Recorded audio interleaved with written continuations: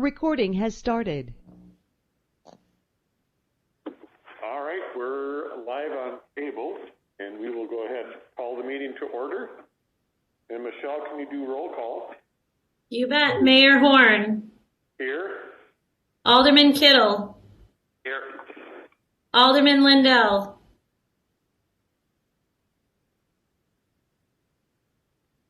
I see you. Alderman Lindell. Thumbs up. Can you hear us? We can't hear you. Now you can hear me. I'm here. Got it. Alderman Weinmeier.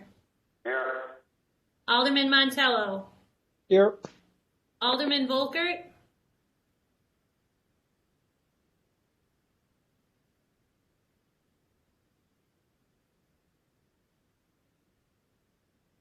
Here. Gotcha. Here. Alderman. I got you, Ron. And Alderman Kraft. Here. All right, please join me in the Pledge of Allegiance.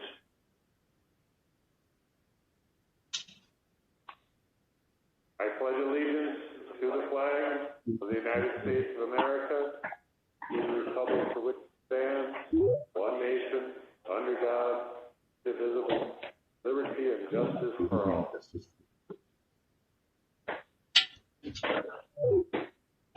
All right, adoption of agenda. I move to adopt the agenda. We have a motion to adopt the agenda. Is there a second to that motion? I'll second it. We have a motion and a second. All in favor say aye. Aye. Aye. Aye. Opposed? Carried. All right, new business, public health updates and action related to Supreme Court ruling of May 13th, 2020. And turning it to... I can give an intro. Hey, everyone, can everybody hear me? I can hear you. Okay, this is Mike Darrow. Hello. I'm going to turn this over to Chief Craig Yellick. For those joining on the line and then joining via YouTube, we've developed a focus group. We had a call today of 58 participants or so on the call. The question which the chief will go through are a couple different options for operational walk through those. I know our city attorney, Nick Vivian's on the line too, and Nick can provide an update on what the order is or whatnot. But why don't we have our police chief kind of go through what those options were and what was discussed this afternoon. Thanks, Mike. Evening, Mayor and Council, all those in attendance.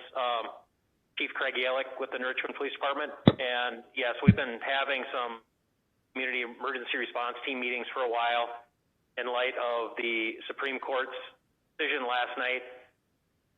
Obviously, that put us in a unique position here.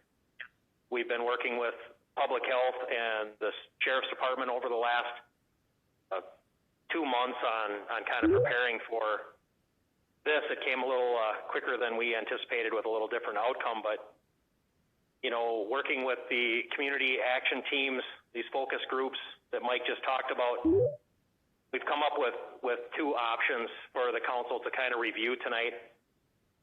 The first option that was discussed was basically leaving it up to our business government review for the businesses that are now currently opening up. The city wouldn't offer any standards, rely on public health standards that they put forth. Second option, in essence, would be following the public health standards county puts out, but then also city putting out some community standards that would, in essence, ask for voluntary compliance. There wouldn't be any local ordinances created or anything along those. It would just be offering suggestions through trusted sources such as the CDC to offer guidelines to open safely in this time. You know, clearly the virus hasn't gone away. offering those general guidelines to assist our businesses to open is option number 2, which would encompass, size of community gatherings, recommending social distancing, phased in processes for businesses, and then bring back some of those recommendations to our focus group and the city council on May 20th.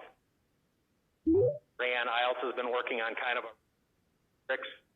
I don't know if she's going to be on to talk a little more about that. Those were basically the 2 options that were discussed by the focus groups, to try to weigh that, the community benefits of opening up our economy, keeping the public and the city of New Richmond safe. Mike, do you have anything else you want to add on that? Nope, I think that's it. But I think before the council, as far as those 2 options, if there's other options, we can bring that up. And then we can get into some of the specifics. I know that the council has some other discussion items as far as these and those kinds of things. So we're happy to answer any questions at this point.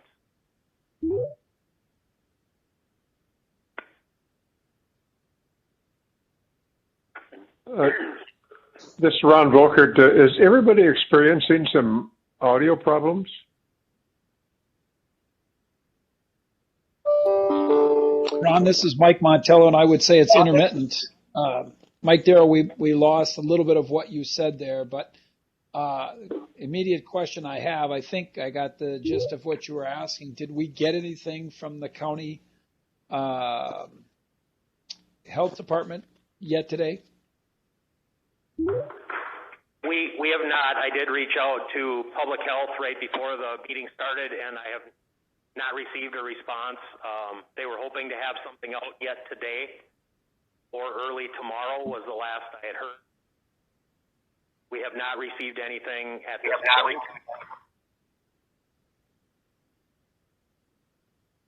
And is it your understanding that what they would be releasing is guidelines versus a directive or enforceable action? I guess I can't speak for public health. I know they've been tied up with their legal all day. They haven't come out with that directive yet on whether it's going to be an enforceable action, going to be guidelines. So we're kind of waiting on what that looks like. Okay. I spoke with the mayor of Hudson at 4:30, and again, from his take, I believe it was going to be guidelines versus some type of enforceable action. But that could very well be. Yeah. But irregardless, there is no enforceable action from the county that you're aware of right now. That I'm aware of, no. The sheriff has some information on his website that in essence says the same thing, and that's how we are interpreting it as well, as there is no enforceable action.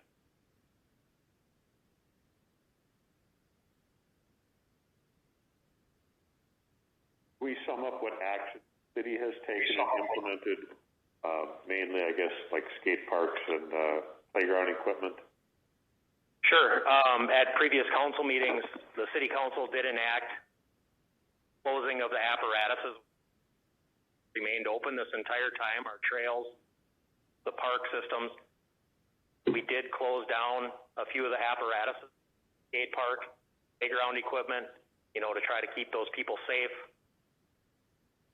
I knowledge those are still in place as we speak. And I think that's some direction from we would need in the near future. But my understanding is it's still signed.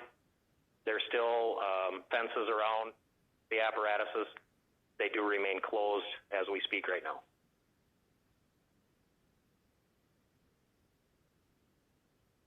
So another thing that I did today, just to inform the council, I did go through some of the bars that were open and talk to some of the owners. expressing an ask that they continue to do the social distancing. I think we've all seen some pictures of other bars around the state that clearly people are not social distancing in the bars. So my ask to them was, at this time we can't tell you, but please work with us and do some enforcement of social distancing. We want you to be successful, but we also want you to be safe, and we want the public to be safe. So just as an FYI to the council, that's part of my day was spent doing that. Mayor, if I may, real quick. One other thing that came out of these meetings today and some conversations that I've had is there are businesses out there that are looking for council direction on this, that are waiting to open their business, trying to do it as safely as possible, which I think is, Mayor's point, fantastic, that, they're taking a minute to pause before they open their lobbies or different larger venues, make sure that they're doing it in compliance with whatever city puts forth. So I know there are businesses waiting for us to do that, which I think is fantastic. Good for them. Hey, Mayor Fred, what was the reaction you got from the bar owners you spoke to? Were they good with that request?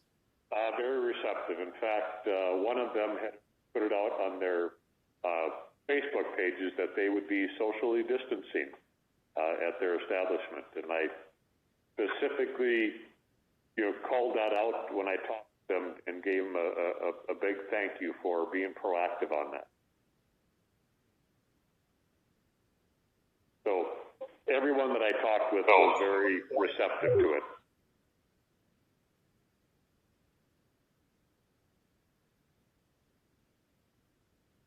Any questions, comments, concerns from the council? Yeah, this is Carrie Kraft. I am just wondering, I know that as part of the focus group meetings this afternoon, the two different options were out there for consideration. Do you have kind of some numbers? I know administration was collecting responses. Do you guys have numbers on kind of what option the business community and the citizens were most in favor of? And Carrie, your voice is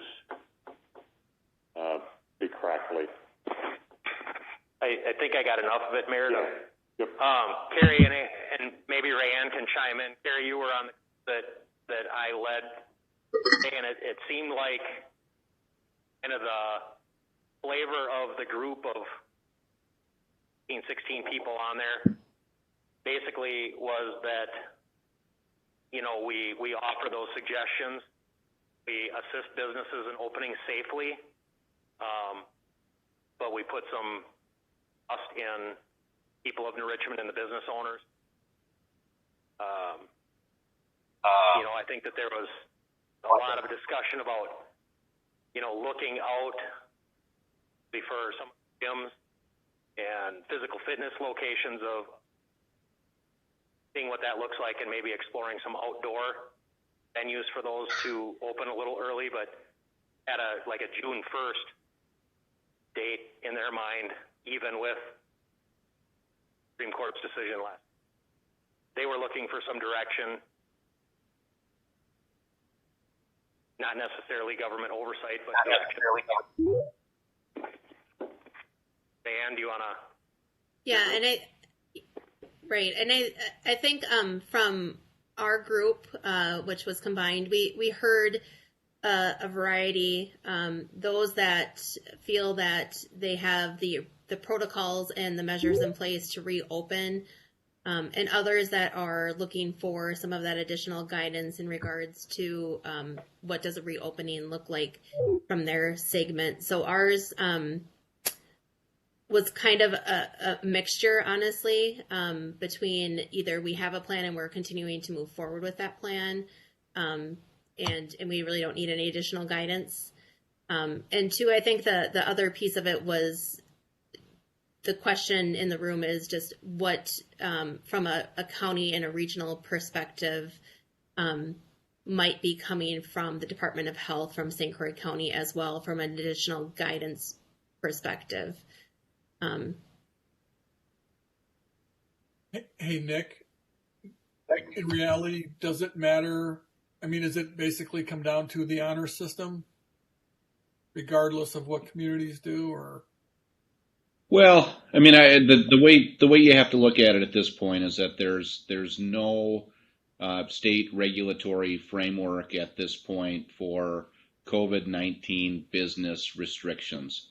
So what you're going to wind up with, and currently what you have in the more populous counties, Dane, Milwaukee, Brown, you have the extension of the governor's safer at home order under really county directive. I don't suspect or envision that we're going to see that in St. Croix County, but what we do expect and anticipate is some kind of public health order that I don't know whether it's simply going to be guidelines or whether the county is going to try to implement something that has the force of law and that has the authority of enforcement within whatever they decide. I suspect it's probably going to be more guideline oriented, and to the specific question, Tom, that would then require voluntary compliance only. But if it's an order that has the force of law, then there would be legal compliance that's required. So, while we know today that there's no state or county regulatory framework in place, a lot of this may change tomorrow when we get the county's order, whatever it may be. So, my thought process here is that as a city, we not overcomplicate it, that we think about kind of whatever the rational approach is to supporting our business community while keeping the members of the public safe. And then as we get the additional information from the county, that we react appropriately and make sure that whatever we're doing as a city works as well as it possibly can with what we get from the county, from the public health department. My follow-up question to that, maybe Rayanne, you can answer this. I missed, was Steve Massey in the group meeting earlier, and how are they doing with testing at the hospital or in our area? Yeah, and Craig or Mike, if you want to interject on that too. I was not on all of the pieces of all of Steve's. I don't know if I can provide a direct quote.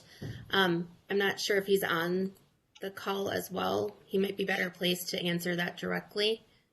Like I said, I don't want to misstate. I don't see that. This is Steve Gaelic. I missed part of that question. I heard Steve Massey and Westfields, but the rest of it was kind of quiet. The question is about testing, and I will tell you what capacity. Steve Massey said. They're testing people that are coming in for procedures, people that have might be displaying symptoms. They're not doing any antibody testing at this time. And if I remember right, he said they're waiting to make sure that they have a good test before they start testing, because there are tests, as he said, that are giving false negatives and false positives. But Tom, to answer your question, the hospital is testing people that have basically two criteria. If you're displaying symptoms, or if you need to get a procedure done at the hospital, you will get tested as well. And I actually personally have been through that process, and it took about 8 hours for the results to come back. Hey, Mike, did he have a sense of when that when they'd be able to do more sort of community testing? Did he say he thought it would be a week or so before they had more capacity? Well, it's interesting that you asked that question. And again, I'm assuming you're asking if somebody has an active COVID-19 case going on in their body. I think it's just they're continuing to ramp up. But I got the impression that it wasn't so much an issue of supply because of the strict definition they're using about who's getting tested.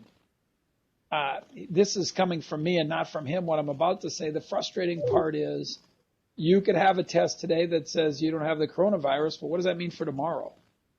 And so I think a lot of folks are really anxious for there to be some form of reliable antibody test that can give us a better idea of maybe who's already had it. And then there's a whole question about immunity. Not that I know the answer to that, but there's two tests. And telling whether somebody has coronavirus or not, that's helpful. But it's not an end-all by any stretch of the imagination, because that particular test, let's say that was readily available, you could test everybody in the county. Well, that only tells you I mean, that's good. You'd know, okay, then they can do their contact tracing and all of that stuff. But the antibody testing is a big part of the equation there, I think. You know, what I'm getting at is whenever there is a reliable test, if I go to the county site and I look at those statistics every day and I see instead of, 1,000 people tested, I see 10,000 people tested in New Richmond with a reliable test, I'm more comfortable with people going to restaurants and bars and that kind of thing. Tom, I agree with you.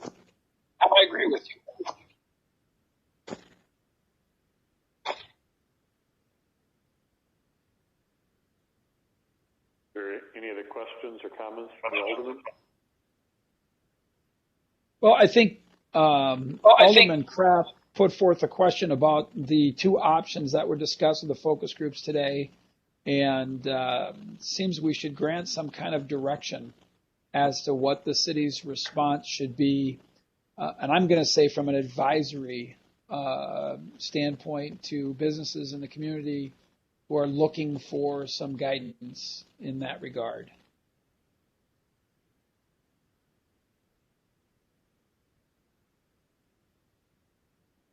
So your comment here, Stacey, you're saying they're looking for us for some direction. And what are we communicating? Is that basically your comment? Absolutely. And I think that it's, this is my feeling, that it's imperative that we give some direction relative to the community, particularly in absence of anything from the county or state. And just to repeat something that Representative Staff Schultz said during our call earlier today, he was not hopeful that the state was going to be issuing any guidance. Now, that doesn't mean they won't, but he just wasn't hopeful that that was going to happen. So right now, my hope is that there can be some regional guidelines that can be agreed upon, so we can kind of have the same guidance for an area, not just a community or maybe even just the county, although that's our immediate concern. So, but I do think that the city can do a lot for the citizens here to remind people the coronavirus, whatever the status of the coronavirus was yesterday, it's no different today, right? I get the impression some people think because there's no restrictions right now, like somehow the coronavirus has gone away. Well, obviously, from a medical standpoint, nothing's changed in that regard. And I think we can do our citizens and our businesses a great help by encouraging people to practice social distancing and all the things, the washing of the hands, all the things that go with that. I think based on what somebody has told me today about some of the video footage from maybe a story that was on the national news from a bar that's establishment that's probably within 45 minutes of here. Nobody was practicing social distancing there, if I get the story correctly. And we want to encourage our businesses. The rules are such that you can reopen, but we want them to reopen safely. And so I do think there's a message that the city can have for people. My opinion is not on a enforcement or punitive type message. I don't think that's what our message should be, but it should be informative, that we support. I know we have plans that we've talked about, this 3-step process, and forgive me if I'm saying that wrong, stages or whatever, to kind of get things completely open. That's not going to happen in the next week's time. And I'm talking about, public facilities and those types of things. So there's a lot of work yet to be done.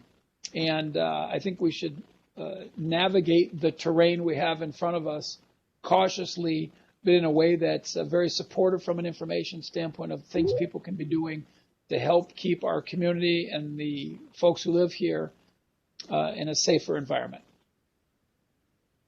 I like the comment about the regional approach. I don't want to create an island for the city or the reverse. I mean, so kind of we've said all along we're in this together. Whether it's River Falls, Hudson, Glenwood City, I think the county, at least countywide, should stay consistent. So I like that regional approach. I definitely am in the camp of social distancing and mask, washing hands. That's why I went through the establishments today that I could to reinforce that message. We want everybody to be safe. We want those businesses, customers to be around a few more weeks, a few more months. We want everybody to be safe, but we also want those businesses to be successful. I guess I'm in the camp of the social distancing, CDC guidelines. I also liked your statement of probably not punitive. These are all guidelines, but let's be smart about this. Let's care for each other, because at the end of the day, that's what really matters, is how we treat each other respectfully. We want the businesses to be successful. Let's do it smart, social distance, follow the CDC guidelines, and I guess that's the camp I'm in. When we get into playground equipment, public bathrooms, the skate park, we received a call today about are those open. I guess I'd like to throw that out in the discussion, but I would be in the camp of let's leave those closed for now. As Alderman Montello had rightly pointed out, this virus is the same as it was yesterday. It's still there, and it can be deadly for people. There's obviously people who are succumbing to this, so we want to be mindful of that, and we want to take care of each other here. That's the camp I'm in.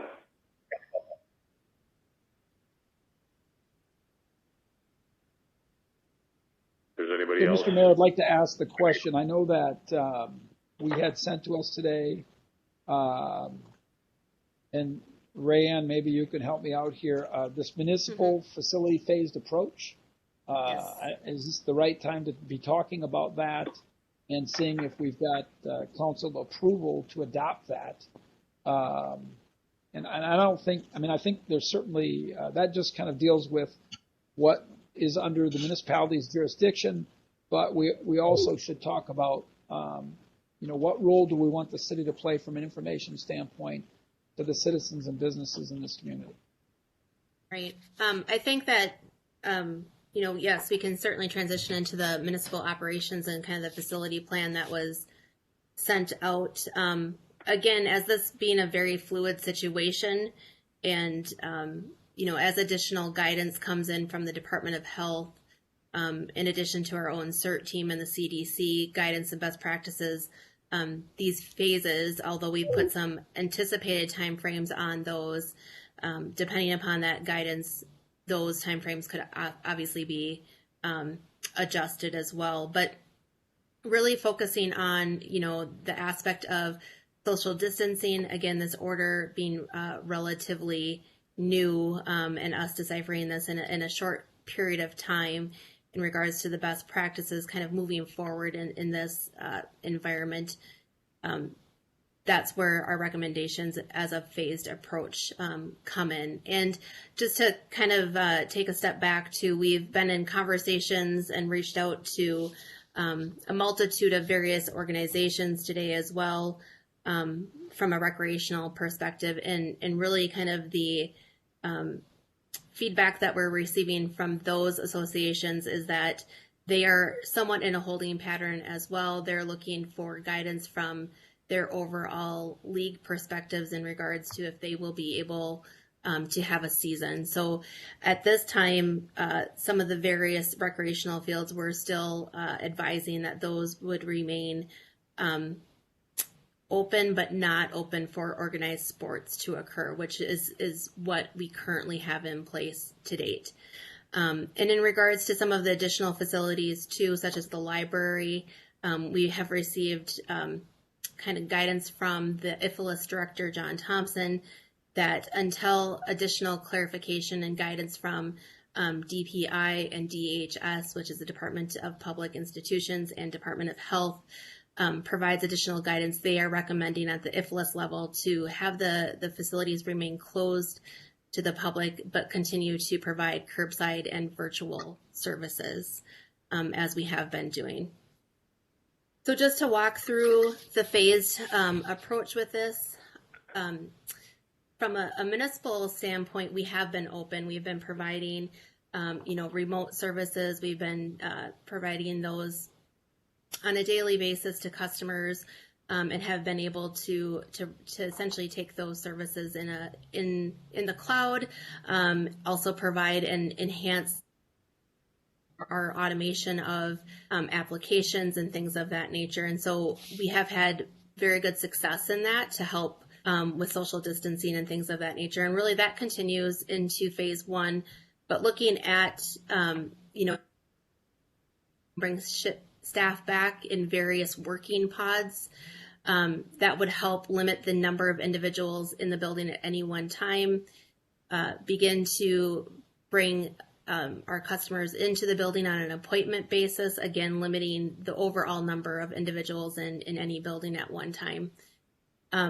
That we would anticipate would take us from the month of June or through the month of June. And that really allows us to ensure that the social distancing measures that we put in place is having the outcomes that we want to continue to see from those. And then in subsequent phases, still having social distancing, we anticipate that through the balance of summer, we will be in the realm of social distancing and potentially into the fall, really until the federal guidelines declared this emergency ended. So in that second phase approach, opening up and looking at the library at that point and how the services, and based upon the criteria that we're receiving from DPI, how that would be impacted, looking at additional recreational facilities opening up, and having essentially limitations in regards to the number of gatherings within, or the number of individuals within a facility at any time. So very similar to how we have ramped things down as part of the initial safer at home order, ramping those up, and the same on the opposite end of bringing services back online, working in smaller groups to ensure that social distancing, ensuring that we have protective measures within all of our buildings, from guarding, signage, and PPE for our staff as well. So in the phase, can I interrupt you for a second? Sure. Is there any way, and I apologize, I didn't think about this earlier, that, there's 60-some people that I see as participants. Is there any way for this document to be displayed so people can see what we're talking about? Because it covers, a Sure. broad swath of municipal operations, and so people can understand in a definitive way what exactly we are talking about, working on, maybe approving tonight. Sure. Kyle or Sarah, do you know if there is a way that we can have this displayed on the screen, or I can share a screen? We can take a second while they're trying to figure that out. I think it's important to separate, public buildings like what we're going to be discussing in this document versus private enterprise. So I don't want people to get confused about, this phased approach is more about the city utilities, the city buildings, the municipal buildings and facilities versus, downtown businesses. So Mr. Mayor, I think that's a great. I think that's a great point, and I think that's two separate discussions. It is. We should be having, we should have tonight. If we can get this municipal schedule so folks can see what it is we're talking about and deal with that, and then we can talk about really what I consider to be guidance and advice, if you will, relative for, the citizens in Richmond and the businesses that are here. There's two separate things. That's a great point. Yep. So before we got into that, the municipal building, that type of stuff, that's why I want to ensure that the people who have dialed into this meeting, that they clearly understand it's a separation. So what we're talking about in the municipal buildings, the private enterprise is a separate discussion. Yeah, Mayor, I think we should. Is everyone able to view my screen at this point in time and see it? I can see it. Mr. Mayor, I think we should just go back to figure out what steps we're going to use as far as private businesses and the private companies. Then we'll go on to the municipal stuff. Is that what you're trying to say? Yeah, I have no problem with that. Did you hear Alderman Montella? Did you hear Alderman Kittle's comment? Well, I understand that there's a separation, but I think if it's okay, if it's all right, since we have the municipal operation thing on the screen, can we talk about that now? I mean, it doesn't really matter, but I'm just because they've gotten this up here. Can we continue with this and then go to the private, or do you want to do the private first? We get the private first, and then we can maybe people that are tuning in for that are more worried about stuff like that than they would be about municipal things and fields and that kind of stuff. Well, and that's I can appreciate that, Craig. I think that the important thing for folks, and again, this is my opinion, not speaking on behalf of the council for sure. I see our role with private businesses and private citizens as really from a guidance standpoint. We're not talking about anything punitive. Now, if the county does something different, that's not what we're talking about. We're just talking about guidance that we can offer to businesses, and I guess specifically just to kind of hone in on that we can talk about there. So, but yeah, we can go ahead and do that. So if I'm summing up kind of what I'm hearing here, and anybody correct me if I'm wrong. So for private enterprise, what we are talking about is guidance. We're not talking about enacting any ordinances. We're not telling the police to start writing tickets or jailing people. We're talking about guidance. Social distancing, CDC guidelines, and a regional approach. Is there anything beyond that? I think education is the key, and I know a lot of businesses have been totally educated on what the right and wrong things to do are. We have to trust people. We have to trust businesses. Till the state redoes an order or the county comes up with more guidelines, I think we should just go with some kind of set of guidelines that we should work on as a city, get them out to the public as quick as we can, and trust that businesses will do the right thing. Is there any comments or any questions on that statement? Any disagreement? Any agreement? Well, I think that there was some communication we received. Comes into it at some point. I'm sorry, Kirk, say that again. I agree completely with Craig. Common sense is a big part of this, and I think you can rely on people in this part of the world to have common sense. Now we're kind of in a position where we have to rely on it. Kirk, you're breaking up, but the most we got out of Joel, it is common sense. No, I can't hear him. All right. Well, I'll do the chat thing. So what I heard was common sense, trust the businesses.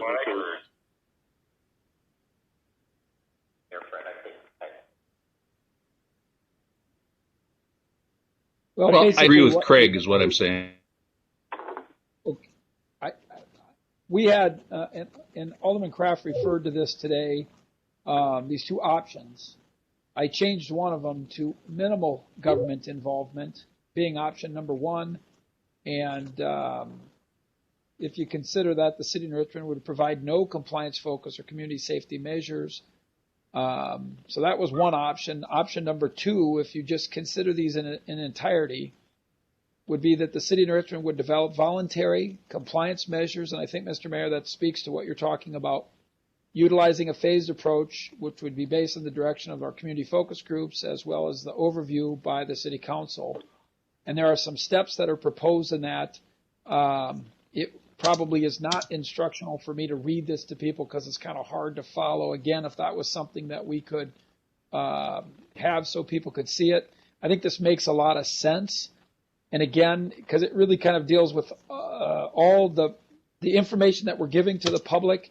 And I think, Alderman Kittle, if I understand your concerns correctly, it's a matter of it. Ultimately, it's on people to kind of do the right thing.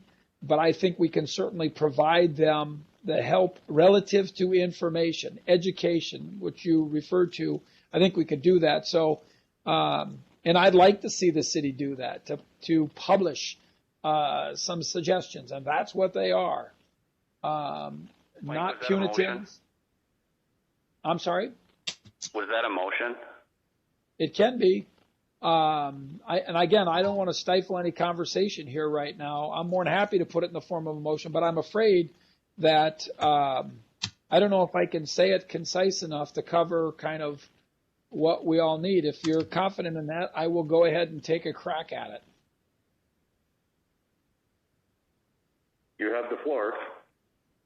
All right. Well, then, Mr. Mayor, I'm going to offer a motion that that city staff is directed to come forth with some educational measures, guidance that will help people living in this community and businesses operating here on the best practices to maintain as healthy of an environment as we can to stop the spread of COVID-19, and that they would be non-punitive in nature, that we would reach out to other units of government on a regional basis to try to have some continuity in what we're doing.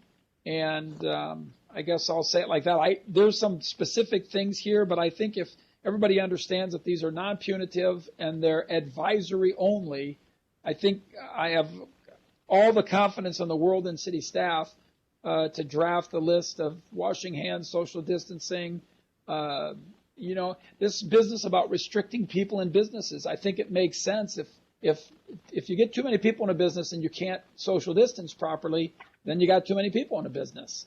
To sit and say, I'm not ready to say, 50% or whatever. So I mean, not that I think that's a bad guideline, but anyhow, that's my motion. So there you go. I will second that. And we have a second by Alderman Kittle. Is there discussion? Terry, do you have anything? Terry, did you hear?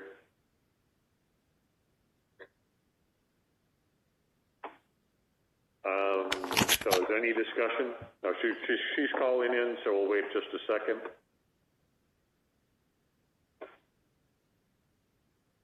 You guys know. We heard something. Can you maybe want to turn off the volume? So this is just this part you can hear me. If I can get a thumbs up. We hear something. Well, I think, Carrie, you're saying you agree? And maybe, Carrie, you want to type in and somebody can read it down at City Hall?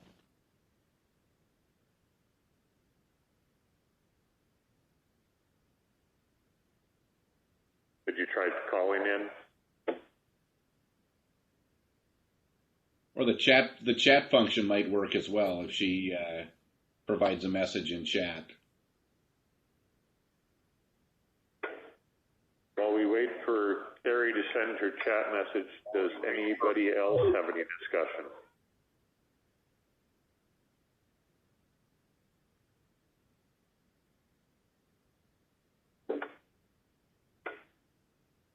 I guess my 2 cents is that as a well-stated motion.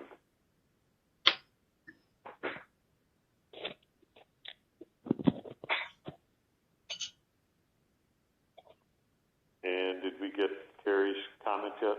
And did we get...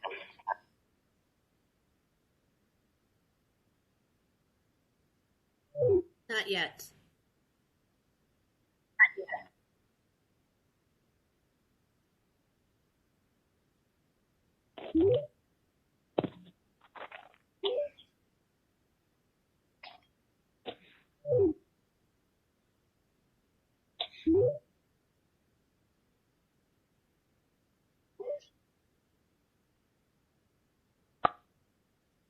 Oh, Are you up?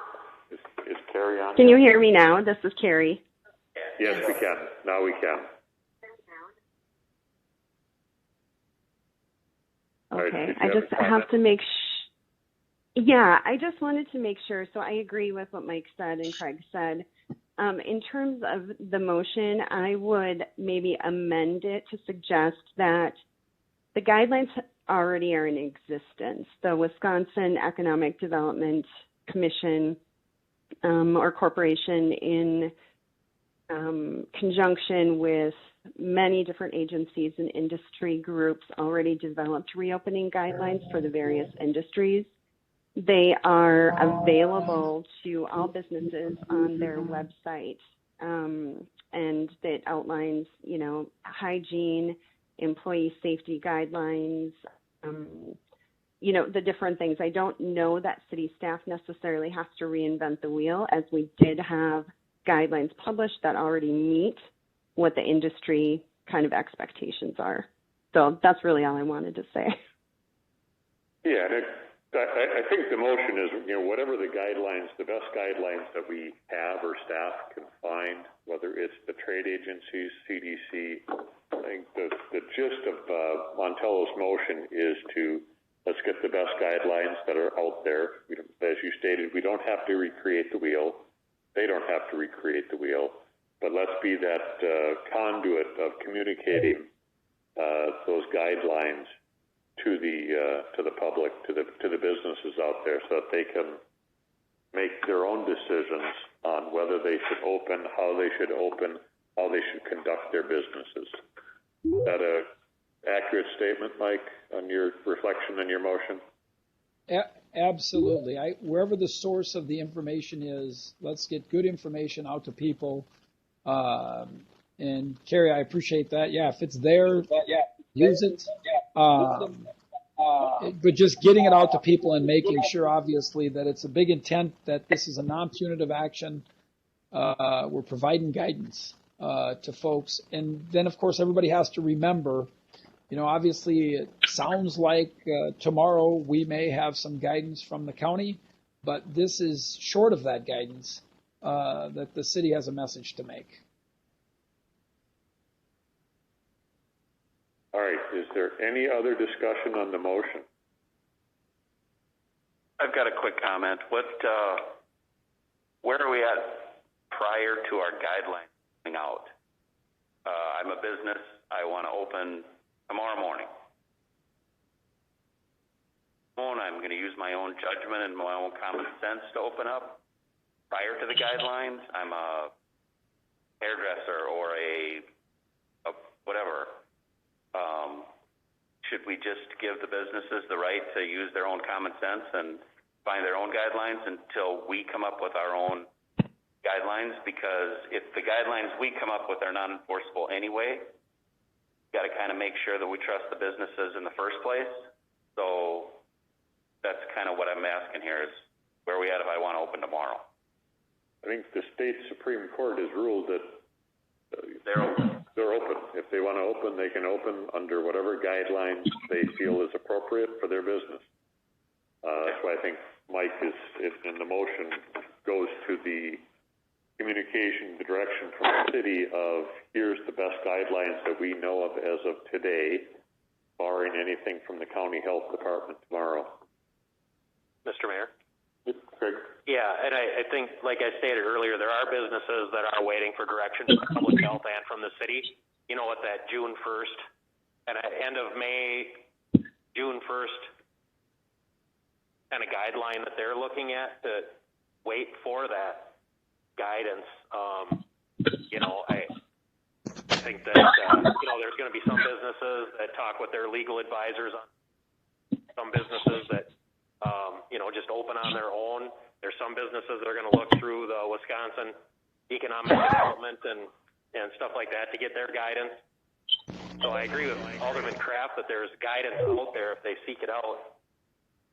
And there are going to be some businesses that wait till public health makes a statement and offers guidance, and the city as well. So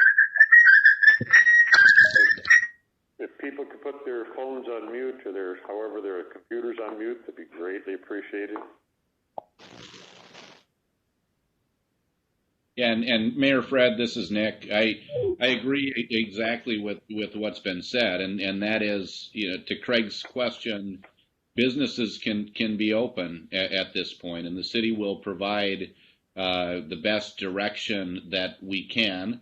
But as several council members have said, we need to trust our businesses and our operators to follow the CDC guidelines and to follow the WEDC guidelines and recommendations and whatnot. And we're seeing that with some taverns and restaurants requiring requiring hands be sanitized before people come in.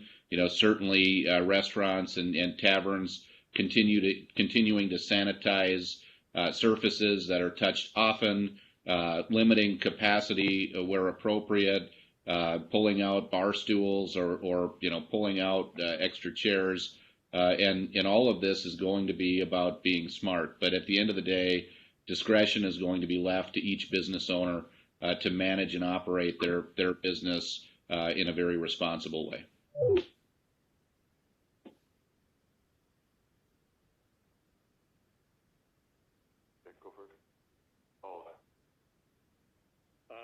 Any other discussion? Otherwise, we'll go ahead for the vote. And all right, Michelle, call the roll. Alderman Kittle, Yes. Alderman Lindell, Yes. Alderman Weinmeier, Yes. Alderman Montello, Yes. Alderman Volkert, Yes. Alderman Kraft. Yes. All right, the motion passes, so staff has some work to do. So that takes care of the private enterprise. So then we can go back to the public, the municipal kind of phased approach. So Rayanne, if you want to. Yep, I'm just working on sharing my screen again here. All right. Can everybody see that again? Okay. Now we can. Now you can? Okay. A little bit of a delay, I guess. So just to kind of recap, this is a phased approach. Phase 1, we would anticipate to begin on June 1st and then extend at this point in time through the end of June, and then moving into phase 2 until the COVID pandemic is declared ended, or there's additional guidance from the Department of Health or CDC in regards to a potential subsequent phases or tiered approach within that phase 2. Phase 3 is really the point of where facilities would reopen with no restrictions. And again, we don't know when that time frame would be. So really focusing on the first phase here, looking at from a buildings perspective into open spaces and recreational areas as well. So from a building perspective, we would be looking at, as I mentioned, staggering staff still throughout all facilities. Public Works has been staggering staff. Civic Center staff has been limited in nature. We would start to bring back Civic Center staff in full rotation, but working within pods and no more than between 5 and 6 individuals within that pod. That would allow for appointments to be occurring to the public in stages as well, and still ensuring that the building remains, able to comply with social distancing, as well as from a custodial perspective to ensure that high touch points can be sanitized and continue to provide a environment that is conducive to the number of individuals that are frequenting. So that would be the Civic Center. The rental spaces within the Civic Center at this point in time, we would recommend remaining closed for public rental. The Senior Center, there's a call out to them. We were working with them in regards to what their plans are in the future. But at this point in time, we don't see the gathering of the Senior Center opening at this point. They are still servicing and providing meals through the kitchen at the Civic Center. The police department building would also be beginning to look at very limited touch points within their building, looking at just opening the lobby initially. That would help to minimize the contact with our emergency response and allow them to focus on the sanitization of high touch points as well. Along with the fire department, the airport would continue operations as they currently are, and the protocols that they have in place as recommended by the Federal Aviation. The library, as I mentioned, based upon recommendation from IFLS, would be to continue to provide and focus on the curbside and virtual services. Moving into park spaces and recreational fields, we would still continue to recommend that those are open with the social distancing protocols in place, but not allowing organized sports at this point in time until we have more guidance on that as well. This would also entail that the park bathroom facilities remain closed. We are recommending that the playgrounds remain closed. Courts such as pickleball and tennis courts, those could open with social distancing in place. The dog park, again, open with social distancing. The skate park would remain closed. And park shelters, we could open those in a limited capacity.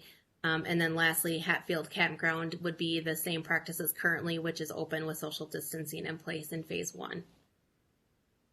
I just want to ask a question about something specific in here. So we have city playgrounds and courts closed, and tennis courts open, which that's great, pickleball and tennis. I'm just curious about the courts. If two people want to go out and play basketball, is that something we don't want to see happen at this point in time? And I'll throw that out there as a question. I think from the aspect of, I think that's where we would rely on some guidance from our CERT team as well as public health to help provide some opinion on that at this point in time. From the close proximity, if you are playing, a basketball game or something of that nature, you might not necessarily be complying with that social distancing perspective. So I think it's, definitely incorporating the expertise of our CERT team in helping guide the decision making in that particular area, Mike. And then the other question I have is most of the tennis courts in the city of Richmond are actually owned by the school district. And are they going to unlock the gates? And I guess that's a question we'll have to put to them. I'm assuming Patrick Olson's not on the meeting tonight. We'll have to find out if the school's going to open the gates for those tennis courts. Mike, we do know from talking with Patrick earlier that all school grounds are going to remain closed through the end of the school year. So I suspect that the tennis courts will probably fall under that rule as well, although there may be some deviation. But Patrick seemed pretty clear in responding as to the kind of the lockdown of the school grounds during this time. Yeah, because I one tennis court maybe.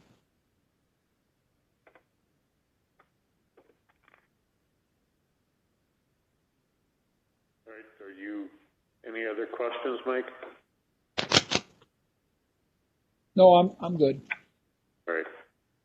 Question that I have is going back to the municipal building. It's a question I get asked fairly often is building permits and building inspections. Are they all still full on? Yep. People are able to get building permits. I know they're doing them online. Yep. Is there any restrictions? Mayor Fred, hey everyone, Mike Darrow. I can go through, Mayor Fred, if you'd like. I'm taking some notes and just answering some questions. Just to kind of recap, and we would send this out via social media this evening because I know we're getting a lot of different questions too. So the first question is, can you open your business here in the city of New Richmond based on the council's discussion? The answer is yes. The city will not be penalizing a business owner. How can I open? The response is, while not mandatory, city staff will be made available to review opening plans, posting, and public health issues prior to opening during a business. So in short, a business can certainly contact the city if they've got specific questions. We're happy to answer those. What if the county health changes or imposes specific requirements, as the police chief mentioned? We anticipate additional clarification on that, and we'll pass that through our social media and our focus group and onto the council as well. With regard to public facilities, what parks, trails, and recreational areas are open, the City Council will continue to provide updates via our weekly CERT, which is our Community Emergency Response Team. Typically, those come out on Thursdays, so that's something for the Council to consider this evening. What city services are open? We have been and will continue to be open during this period of time. So if people have building permits, dog license issues, they want to pay a utility bill, they can simply contact us at any time, and we'll get back to you and make sure that your application, permit, bill is processed. And we look forward to, continuing to open up additional facilities as we move through this. What about the DMV and the Senior Center? Please know that we are working with both the DMV and the Senior Center on what their plans will be throughout the summer, and we'll provide those updates through our CERT team on a weekly basis. And then lastly, when is the library opening? Library staff, we're preparing for the opening scenarios, and we anticipate looking at those scenarios by midweek of next week. And again, at this time, we're providing curbside book pickups during this time, but that too will be presented back to the council and our CERT team as we move forward.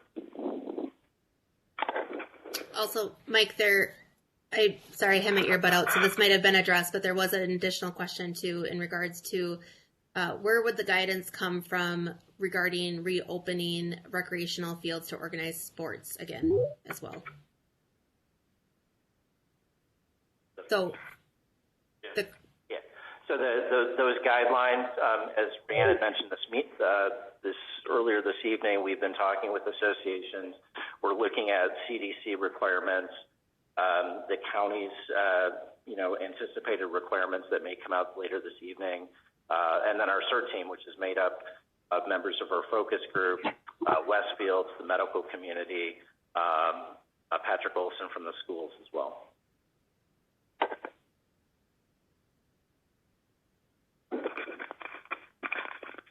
Brianne, was the question when?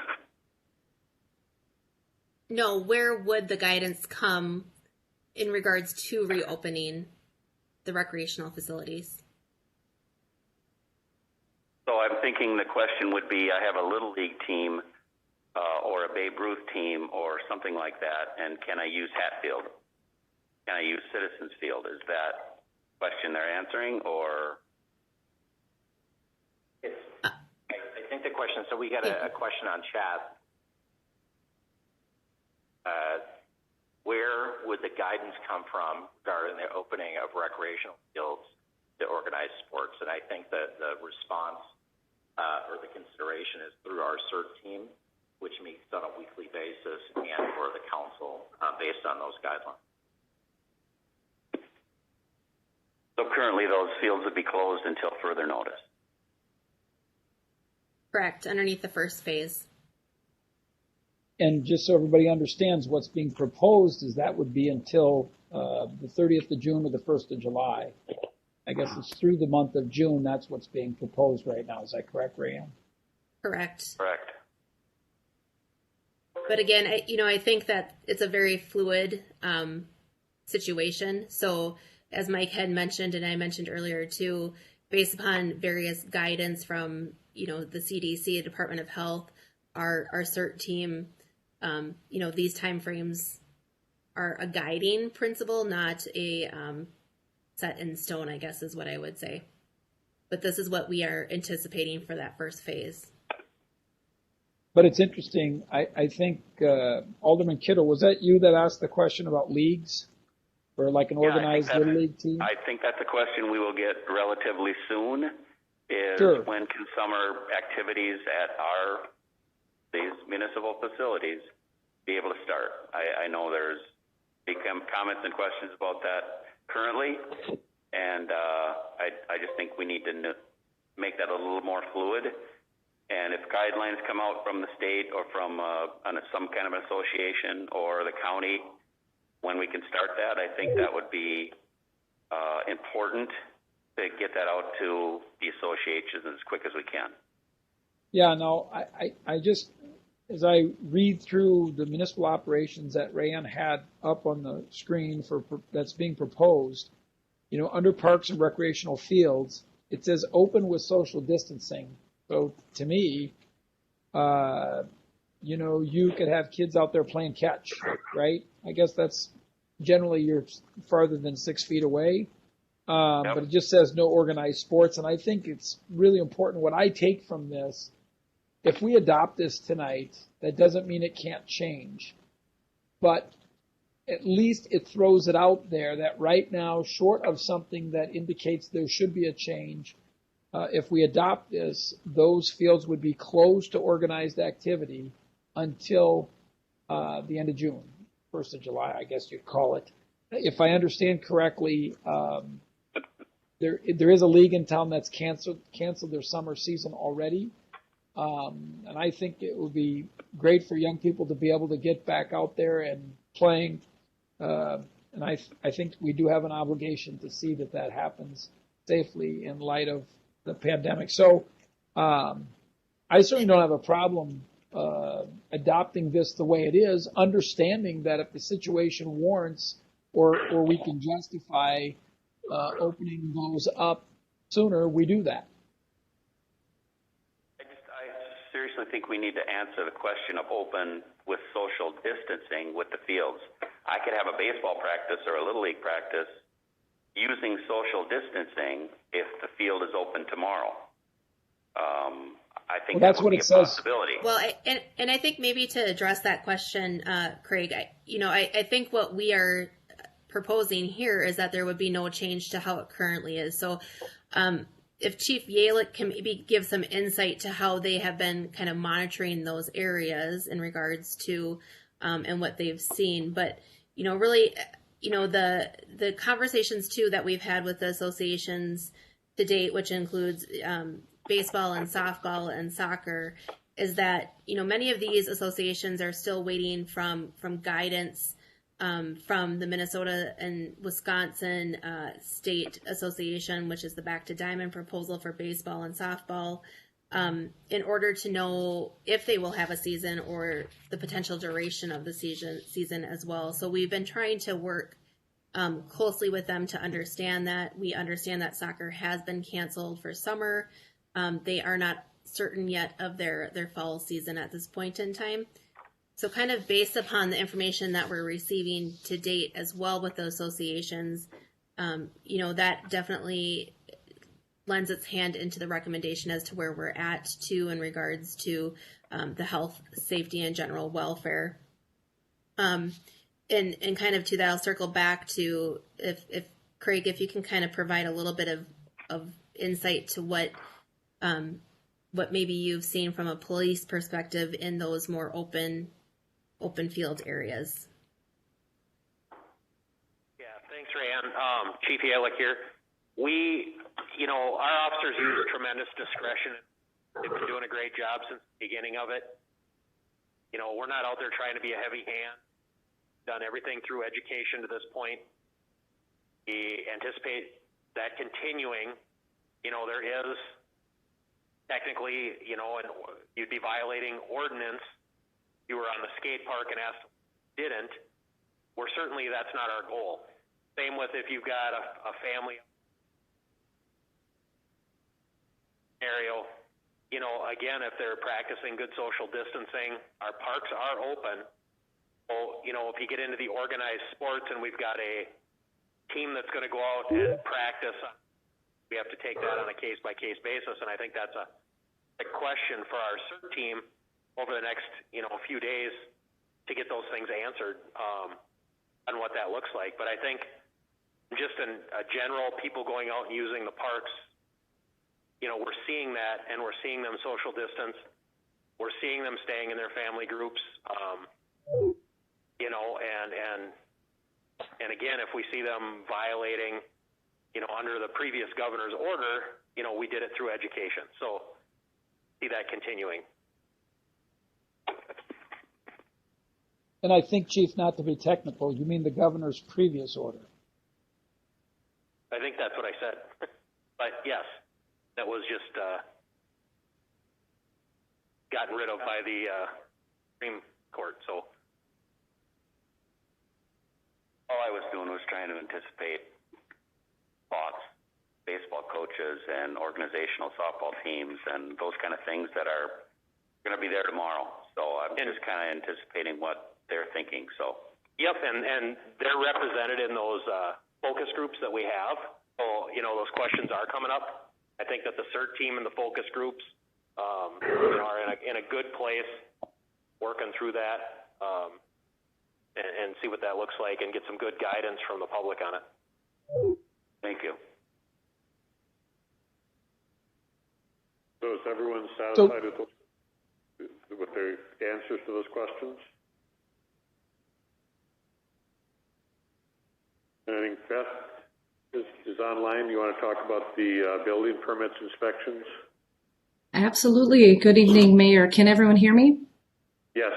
Yes, Beth Thompson here in Building and Zoning. Wanted to answer the mayor's question with the concerns or comments about building permits and or inspections. We are up and fully running in our building and zoning office. So we're taking calls, we're taking building permits, we're doing inspections just as we would any other year. The inspections, however, are a little bit different. We've talked about this before. We're doing them as open air inspections. And so we would go out, we would do the building permits on the buildings that are kind of in the open air, and all other inspections we have been doing via FaceTime, go-to meetings, Zoom meetings. So our building inspector has been able to go out and do all of the inspections that are required. So we're up and running full force. Good to hear. Thank you. Does anybody have any questions for Beth? All right. Thank you very much, Beth. You're welcome. And Mr. Mayor, at this time, I'll offer a motion that we approve this phase 1, 2, and 3 schedule for municipal operations with the distinct understanding that as the situation changes, that we will meet and make changes where necessary, and of course keeping in mind that not so much the municipal side, but what happens for public folks, for the public, is, it will be subject to a county action, whatever that may be. I mean, we don't know at this point, but my motion is that we adopt this schedule of municipal operations, understanding that the schedule may change as things change. So we have a motion on the floor to approve phase 1, 2, and 3, with the understanding that it'll be reviewed and updated as necessary. Is there a second to that motion? I will second that. We have a motion by Alderman Kittle. Discussion.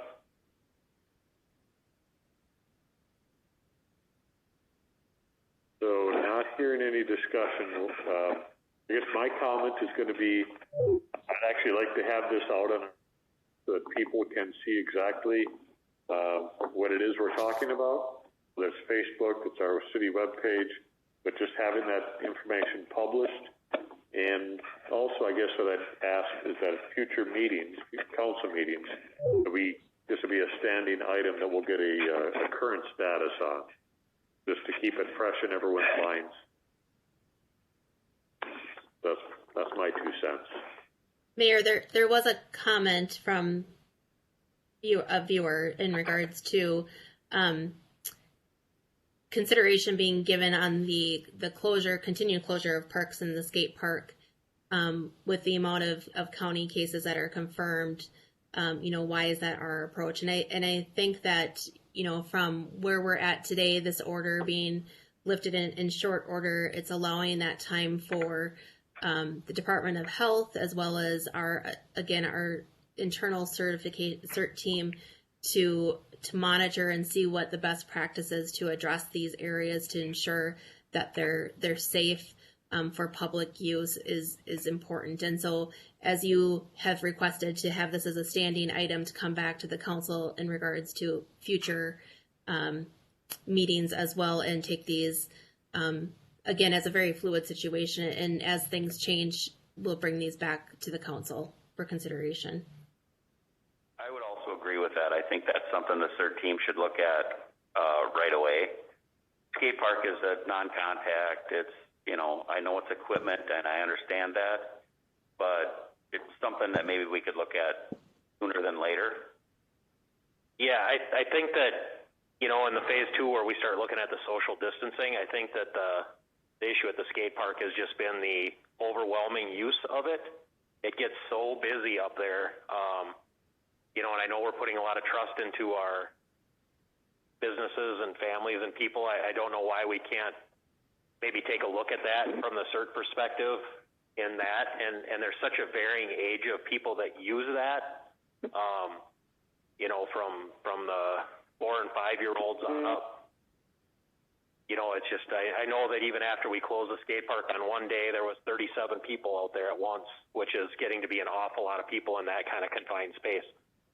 So I think the CERT team could maybe look at that, subjective view, and if we can put signage up there, as we move into phase 2, that would keep those numbers in check. And as long as people are following the guidelines the mayor has said, I don't think it's an issue at that point. But if I think that the CERT team could certainly take that up, and maybe even considering a sign up, having a 5 or 6 or 7 person max sign up. You'd get an hour on time and you can go up and skate.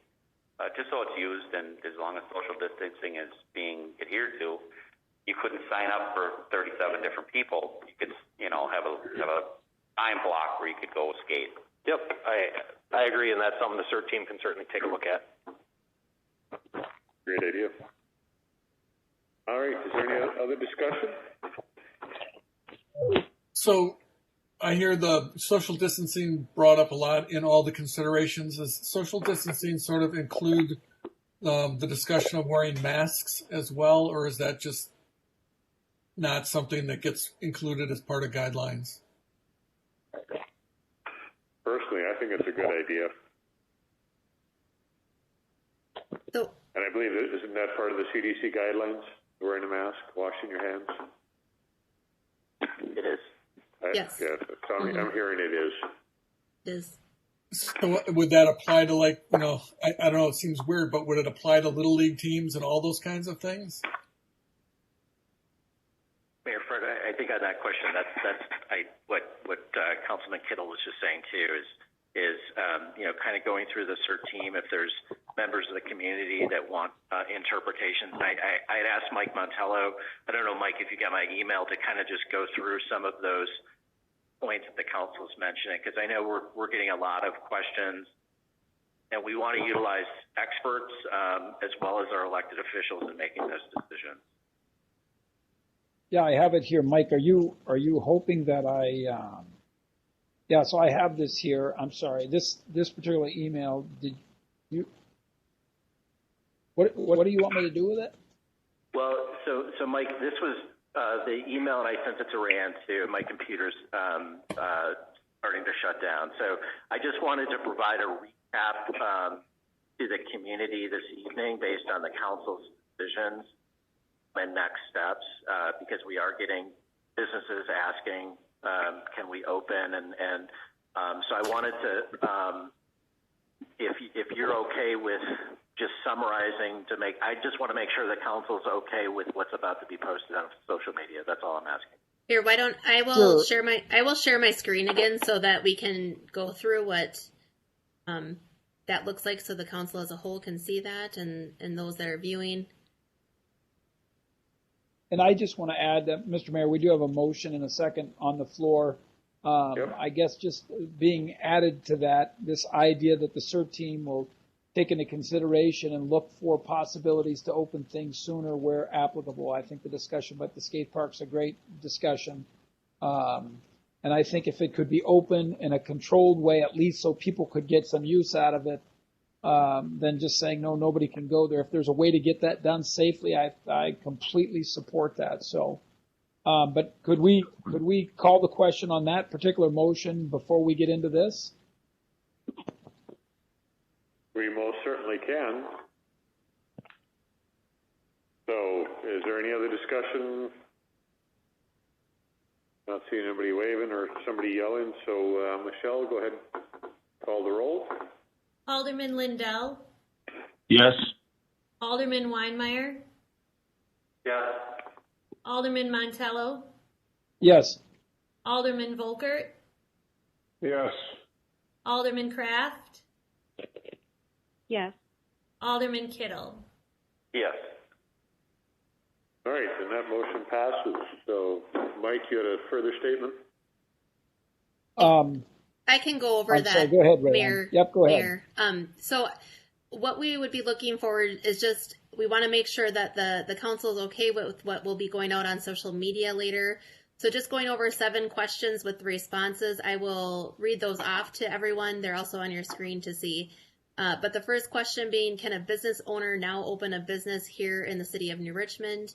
The answer is yes. The city will not be penalizing a business owner. However, we remind people to follow the CDC and DHS guidance regarding hand washing, social distancing, and staying home when you are ill.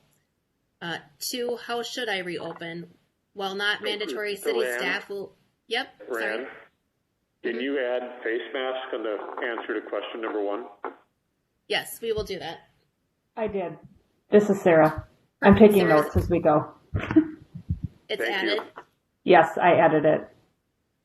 2, how should I open? While not mandatory, city staff will be available to review opening plans, hosting, and public health issues prior to opening or during business. 3, what if the county health changes or imposes specific requirements? We will notify our community through social media, our focus groups, etc. What parks, trails, and recreational areas are open? The City Council will continue to provide updates via our weekly CERT updates. Typically, this occurs on Thursdays for the week or weeks ahead. But in the meantime, we will post the municipal operations matrix as we have discussed tonight as well. When is the library opening? Library staff are preparing opening scenarios to ensure that patrons and staff remain safe. At this time, we will be focusing on curbside. There's some edits there, but essentially focusing on our curbside and virtual services. What additional city services are open? We have been and will continue to be open during this period of time. If there are specific questions, we will list our information to contact city services. And then lastly, what about the DMV and Senior Center? Again, we're working with the DMV and the Senior Center regarding their plans for the summer. We will look for CERT updates on a weekly basis about those and also make those available on our social media.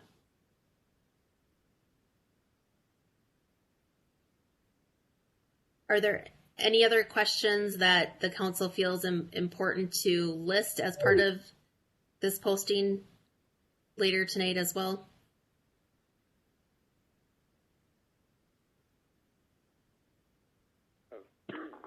I think it looks good. I think we got good answers. Does anybody have any objections to these questions and answers? I've just got a comment. If you are listening in, I would encourage, if you have a question, ask a question.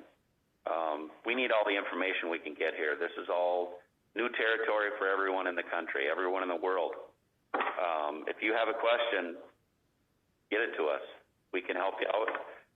We can't help you out, we'll find out.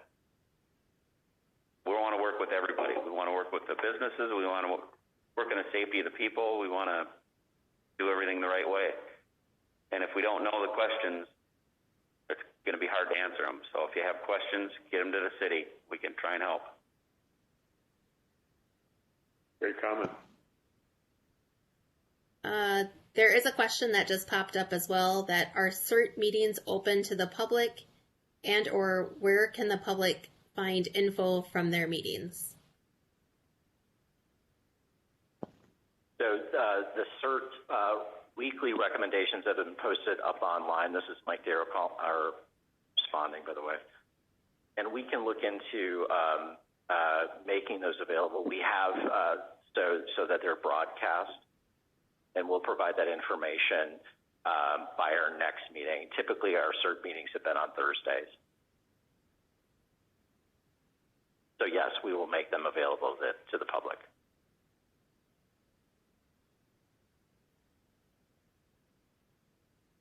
Any other questions? There is one more question. Can you speak specifically to hair salons opening? Yes. And maybe, Nick, if you are still on the line, do you maybe want to? I mean, the answer is yes, they can, correct? Yeah, that's absolutely correct. Hair salons, like every other business at this point, are permitted to be open. We would ask that salon owners and stylists utilize best practices as much as possible, given that you're in close proximity with your customers and clients. Masks are probably appropriate, and certainly, making sure that all areas are sanitized on a regular basis, and that people don't hang around for extended periods of time. I think are all guidelines that can and should be followed. But salons and spas are in the same category as every other business, and there's currently no prohibition against salons being open to the public. One thing, Mayor Fred and the council, that we advise too is I think the trade associations have been doing a really good job of keeping, whether it's a salon, obviously the bars and restaurants. So check in with your trade associations on their specific recommendations and guidelines as well.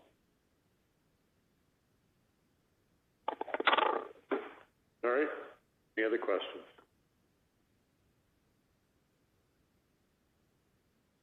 Hearing none. So we'll go ahead and get those questions and answers out on our, we'll get that socialized. Is there any other topics to come up under the public health updates and action related to the Supreme Court ruling? Was there anything else we need to discuss? We're good? All right. Communications miscellaneous. I've just got Mr. a quick Mayor, communication. I'm sorry. I have some information I'd like to pass along. We missed it on Monday night, and we just want to remind everyone that this week that we're in right now is Police Week, with the Police Officer Memorial Day on May 15th, which is tomorrow. Normally they have an event in the county. They're not this year because of COVID-19. But if everybody, and this is with the chief's okay, the chief sent out an email to all of his officers, and with his permission, I'd like to read a paragraph that he sent to the members of the Richmond Police Department. So this is coming from the chief to the members, the staff at NRPD. You are all the tip of the spear in this fight against the virus, but let us not forget that we are the tip of the spear 365 days a year, after year after year, providing public safety and saving lives every day. Whether it is the traffic stop for speed that may have ended in a pedestrian being struck, the seatbelt violation that inspires a kid in the back seat to wear their seatbelt in the future, or performing CPR. applying a tourniquet, or sitting with someone in a mental health crisis until the crisis ends are just some of the thankless things you all do nearly every day. I think recently about the conditions of some of the houses you have entered to perform welfare checks on children who have not checked in with the school since mid-March. Finding deplorable living conditions and having the courage to step in and get them the help they need is heroic in many eyes. Working on fraud, theft, burglary, and sexual assault cases that most people in Richmond have no idea even take place is what we do every day with pride and honor. This Police Officer Memorial Day has been taking place since 1962. They have a memorial in Washington, D.C., and in this email to his department, there's been 43 fallen law enforcement officers so far in 2020 due to felonious acts, car crashes, and on-duty related deaths to go along with 135 officers killed in 2019. So I just hope people can take a moment to thank the men and women who protect our community and looked after folks in many cases who don't have anybody else to look after them. And Chief, we salute you and your whole department, and I know they appreciate a wave, a kind word when they're out doing their thing. So I just wanted to mention that. Well said. Thanks, Alderman Montello. I just got a quick comment, more of a thank you to Mike Darrow and his staff. It's just a phenomenal job of organizing and figuring out something that we don't have a parachute for. We've not made perfect decisions. I don't know if there are perfect decisions, but we've done our best and we've done a great job, and all the citizens that have chipped in with their ideas and their thoughts. I called the other day with 60 people on the call, wanting to help, wanting to give information, wanting to follow, wanting to do the right thing. So thank you to the citizens in Richmond, all the staff, all the people here. Mike, you did a great job in getting ahead of this thing, and thank everybody involved. So thank you. This shall pass, and we shall get through it. Is there any other communications? All right. I want to thank everybody for attending. I want to thank all the public for tolerating it's a learning curve with the technology. We encourage you to continue to dial in on our meetings, and we appreciate your participation. So thank you very much. So the last item on the agenda is adjournment. I would make a motion to adjourn. We have a motion to adjourn. Do we have a second to that motion? Do you have a second? A motion and a second. All in favor say aye. Aye. Aye. Opposed?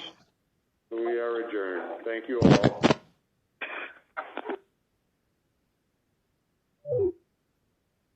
Recording has stopped.